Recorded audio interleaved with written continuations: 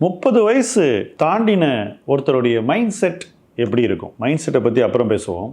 வருமானம் எப்படி இருக்குன்றதை முதல்ல யோசிப்போம். அட்லீஸ்ட் ஒரு 5-6 இயர்ஸ் வேலை செஞ்சுருப்பாங்க. இந்த 5-6 இயர்ஸில் இன்க்ரிமெண்ட்ஸ் வந்திருக்கும், ப்ரொமோஷன்ஸ் வந்திருக்கும், அவங்களுடைய ப்ரொடக்டிவிட்டி, அவங்க வேலை செய்கிற இடத்துல அவங்களுடைய இம்பார்ட்டன்ஸ் இதெல்லாம் உயர்ந்திருக்கும். இதெல்லாம் உயரும்போது அவங்களுடைய கெப்பாசிட்டி டு ஏர்ன் கணிசமாக உயர்ந்திருக்கும். ஸோ 30 இயர்ஸ் ஒருத்தர் அடையும் போது அவங்களுடைய கெப்பாசிட்டி டு ஏர்ன் நல்லாவே காம்பவுண்ட் ஆகி வளர்ந்துருக்க வேண்டும். அவங்க ஆரம்பித்த நாள்லேருந்து இந்த காம்பவுண்டிங்கை யாருமே யோசிக்கிறது இல்லைங்க.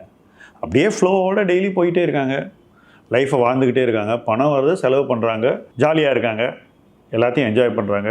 சில விஷயங்கள் அப்படி போர் அடிக்கும் போது சில இன்வெஸ்ட்மெண்ட்ஸ் பண்ணுறாங்க, நல்ல வண்டி வாங்குறாங்க, அது 2 வீலர்லேருந்து காராக கூட மாறுது, ட்ராவல், இருக்கிற வீடு, சோஷியல் லைஃப் எல்லாமே நல்லா இருக்குது. பட் இந்த வருமான வளர்ச்சி அவங்களுக்கு என்ன கொடுக்கணும் அப்படிங்கிறத முக்கால்வாசி பேர் 30 வயசு வரைக்கும் யோசிக்கிறது இல்லை. 30 வயசு கிட்ட வரும்போதோ அதை தாண்டும் போது தான் நம்ம அடுத்து என்ன பண்ண போகிறோம் அப்படிங்கிற அந்த யோசனையே வருது. ஏன்னா அவங்களுக்கு வேறு சில அழுத்தங்கள் வர ஆரம்பிச்சிருது.